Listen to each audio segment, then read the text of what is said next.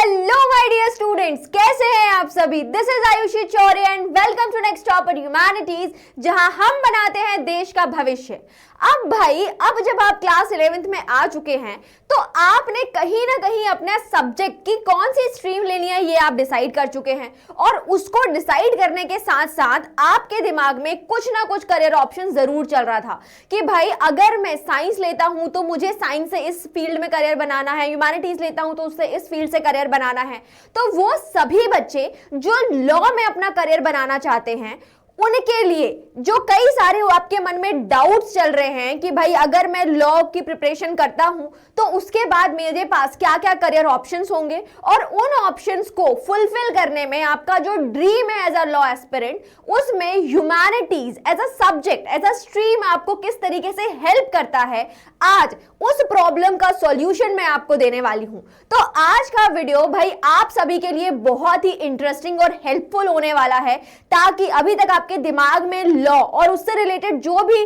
आप बोल सकते हो कि कंफ्यूजन चल रही थी, काफी ज्यादा प्रॉब्लम्स चल रही थी कि लेना है नहीं लेना है, कितना आप बोल सकते हो कि आगे जाके आपको हेल्पफुल होगा, वो सभी डाउट्स को आज मैं सॉल्व कर दूंगी।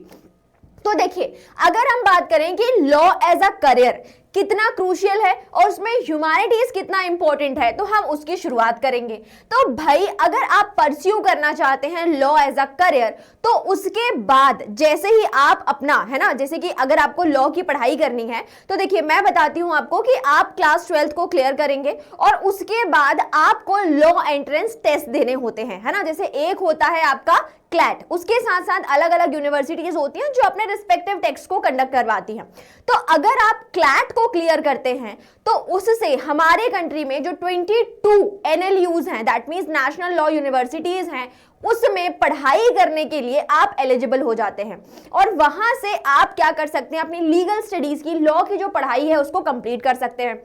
उसके बाद अब जब आपने अपनी पढ़ाई कंप्लीट कर ली है, या फिर अगर हम बोलें कि अगर आपका एनएलयू में फॉर एग्जांपल नहीं होता है, या अगर आप किसी प्राइवेट यूनिवर्सिटी से या किसी दूसरी यूनिवर्सिटी से अपनी लॉ की पढ़ाई करते हैं, तो उसके बाद आपके पास क्या क्या करियर ऑप्शंस होते हैं, ठीक है। तो जब आप अपना ग्रेजुएशन कर रहे हैं तो उसमें आपके पास दो चॉइसेस हैं कि या तो आप BA LLB करके या BCom LLB करके जो 5 साल का कोर्स होता है उसके बाद आप अपना करियर चूज करेंगे, या फिर जो एक 6 साल का प्रोसेस होता है, मतलब पहले आप अपना 3 साल का ग्रेजुएशन करिए और उसके बाद 3 साल की लॉ की डिग्री करके उसके बाद आप क्या करते हैं, अपने करियर को परस्यू कर सकते हैं। तो जो भी आपने मेथड यूज करा है, उसके बाद जब आप अपनी पढ़ाई को कंप्लीट करते हैं तो उसके बाद लॉ में आप क्या क्या करियर बना सकते हैं।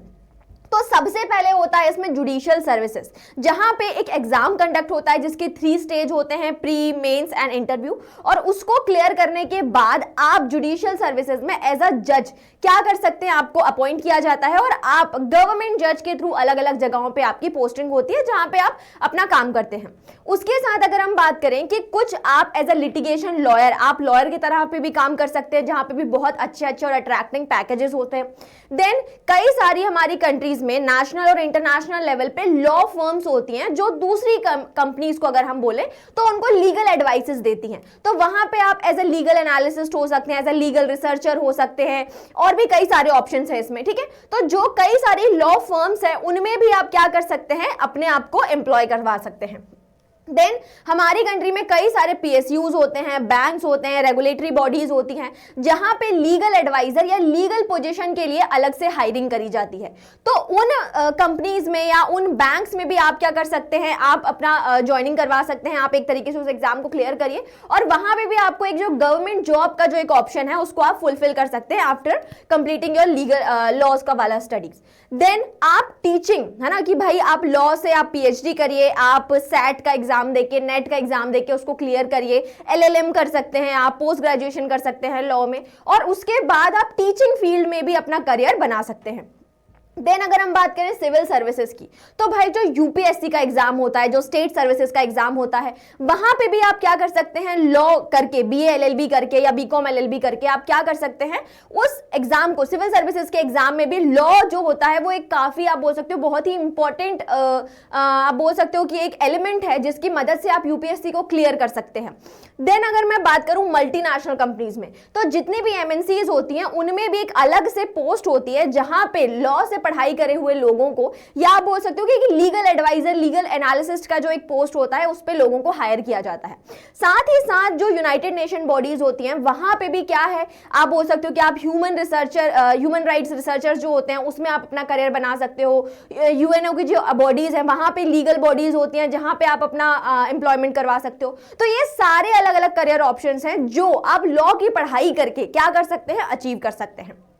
अब ये तो हुई बात भैया कि लॉ के बाद अगर आप लॉ की पढ़ाई करते हैं तो आपके पास क्या क्या करियर अपॉर्चुनिटीज हैं। अब अगर आपको लॉ करना है तो उस लॉ में सक्सेसफुल होने के लिए, अपनी पढ़ाई को आप बोल सकते हो मेरिटोरियस बनने के लिए, आपको कौन से सब्जेक्ट्स चूज करने हैं कि भाई आफ्टर 12th आप क्या कर सकते हैं, एनएलयू का जो क्लैट का जो एग्जाम है उसको बहुत अच्छे, क्योंकि बेटा मैं बताती हूँ ये बहुत one of the most toughest exam है इंडिया का, ठीक है। तो इसको क्लियर करने में कौन सी स्ट्रीम जो है वो आपको मदद करेगी। तो आइए देखते हैं उस स्ट्रीम के बारे में जो है हमारी ह्यूमैनिटीज, कि भाई ह्यूमैनिटीज जो है वो कैसे आपको मदद करेगी आपके एनएलयू के एग्जाम को क्लियर करने में, या फिर अगर आप लॉ में अपना करियर बनाते हैं तो उस चीज में। तो अगर आप ह्यूमैनिटीज लेते हैं तो आपके पास कुछ सब्जेक्ट की चॉइसेस होती है, जैसे कि अगर हम बात करें पॉलिटिकल साइंस होता है, हिस्ट्री होता है, फिलॉसफी होता है, साइकोलॉजी होता है, सोशियोलॉजी होता है, लिटरेचर होता है। ये सभी सब्जेक्ट्स जो हैं ये आपको अपनी लॉ की पढ़ाई करने में, अगर आप 12th में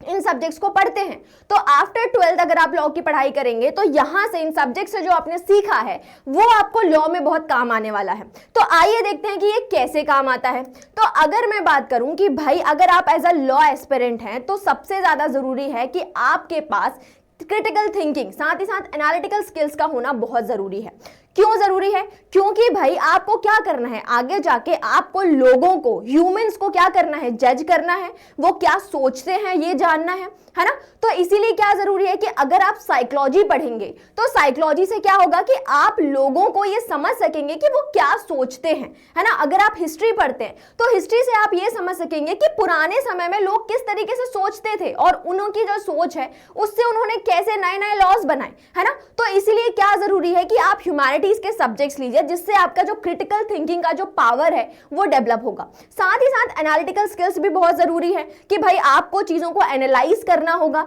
कि अगर कोई सोसाइटी किसी तरीके से बिहेव कर रही है, कोई पर्सन किसी तरीके से बिहेव कर रहा है तो उसके पीछे का कॉज क्या हो सकता है ना। तो यहीं पे अगर आप साइकोलॉजी पढ़ेंगे, सोशियोलॉजी पढ़ेंगे तो आप इस चीज को क्या कर सकते हैं, डेवलप कर सकते हैं। वहीं पे अगर मैं बात करूं कि अगर आप ह्यूमैनिटीज लेते हैं तो उसकी मदद से क्या होगा, उसकी मदद से आप अंडरस्टैंड, सोसाइटी को अंडरस्टैंड कर सकते हैं, साथ ही साथ ह्यूमन बिहेवियर को अंडरस्टैंड कर सकते हैं, ठीक है। तो सोशियोलॉजी एक ऐसा सब्जेक्ट है जिसमें आप ये जानते हैं कि भाई सोसाइटी किस तरीके से डेवलप हुई, क्या उनके नॉर्म्स होते हैं, और इन्हीं चीजों को समझ के, इन्हीं ह्यूमन बिहेवियर को समझ के आप क्या कर सकते हैं, जब आप फैमिली लॉ में आगे जाएंगे, जब आप क्रिमिनल लॉ में आगे जाएंगे, जब आप सिविल लॉ में आगे अपनी पढ़ाई करेंगे, तो उन चीजों के लिए जरूरी है कि आपका जो बेस है वो इन्हीं ह्यूमैनिटीज सब्जेक्ट से क्या होगा, प्रिपेयर हो जाएगा, ठीक। क्योंकि यहां पे क्या जरूरी होता है, लॉजिकल रीजनिंग भी बहुत जरूरी होती है, यहां पे आपका जो पुराना बेस है वो बहुत जरूरी होता है। तो ये जो दोनों स्किल्स जो आपको लॉ में काम आएंगी, ये आप ह्यूमैनिटीज के सब्जेक्ट्स को पढ़ के क्या कर सकते हैं, अचीव कर सकते हैं।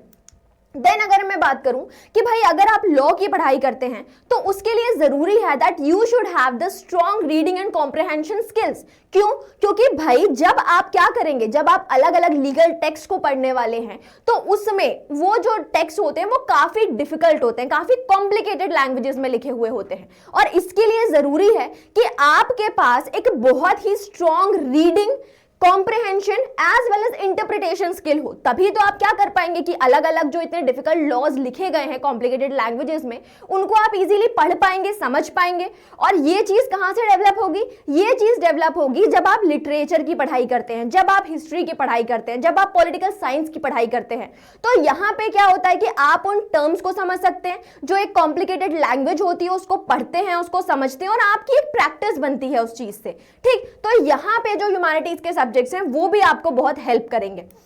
देन अगर मैं बात करूं कि अगर आप लॉ एस्पिरेंट हैं तो अगर आप क्या कर सकते हैं लीगल तरीके से या कोर्ट रूम वगैरह में अगर आप एडवोकेट बनते हैं तो उसके लिए जरूरी है कि आपके पास एक इफेक्टिव कम्युनिकेशन और एक आर्गुमेंटिव स्किल्स होनी चाहिए। क्यों? क्योंकि कोर्ट में जब आप जाएंगे तो वहां पे आपको क्या करना होगा, आपको डिबेट्स करना होगा, आपको डिस्कशन करना होगा, है ना, आपको एक पर्सुएसिव तरीके से अपना पॉइंट वहां पे पुट करना होगा। और इसके लिए क्या जरूरी है? इसके लिए जरूरी है कि भाई आपकी जो कम्युनिकेशन स्किल है वो बहुत ही स्ट्रांग होनी चाहिए। और वो कब होगी? वो तब होगी जब आपके पास ग्रामर का बहुत ही बढ़िया लैंग्वेज एक तरीके से नॉलेज होगा। अगर आपको कोई लीगल डॉक्यूमेंट प्रिपेयर करना है तो उसके लिए मेमोज वगैरह आपको तैयार करने होंगे, काफी आप बोल सकते हो कि काफी डिफिकल्ट लैंग्वेज में आपको उसको लिखना होगा, है ना, काफी कंसाइज वे में लिखना होगा। तो इसलिए क्या जरूरी है कि आप ह्यूमैनिटीज लीजिए और उनके सब्जेक्ट्स को पढ़ के जो एक कम्युनिकेशन का एक स्किल होता है, जो डिस्कशन और डिबेट से आप बनाते हैं, जो बाद में आपको कोर्ट रूम में प्रैक्टिस आप करने वाले हैं,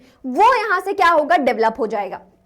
देन अगर मैं बात करूं कि भाई अगर आप लॉ एस्पिरेंट हैं तो उसके लिए जरूरी है that you should possess the ethical and moral reasoning. क्यों? क्योंकि सोसाइटी में जब भी कोई चीज सही या गलत होगी तो उसको as a lawyer, as a आप बोल सकते हो एज अ लीगल एडवाइजर, आपको क्या करना होगा, एथिकली और मोरली ये जज करना होगा कि क्या वो सही है या नहीं है ना। तो इसके लिए क्या जरूरी है कि इसके लिए ये जरूरी है कि आपको साइकोलॉजी का नॉलेज हो, इसके लिए जरूरी है कि आपको एथिक्स का नॉलेज हो, इसके लिए जरूरी है कि आपको सोसाइटी का नॉलेज हो कि भाई सोसाइटी किस तरीके से सोचती है। तभी तो आप क्या कर पाएंगे, लोगों को जस्टिस दिलवा पाएंगे, लोगों के लिए काम कर पाएंगे। उनके लिए जब तक आपके मन में एम्पैथी नहीं होगी, आप उन्हें समझेंगे नहीं, आप कैसे उनके लिए काम कर सकते हैं। ठीक, तो इसलिए जरूरी है कि एथिकल और मोरल रीजनिंग जो लॉ एस्पिरेंट में होनी चाहिए वो कैसे डेवलप होगी, जब आप ह्यूमैनिटीज के सब्जेक्ट्स को पढ़ेंगे।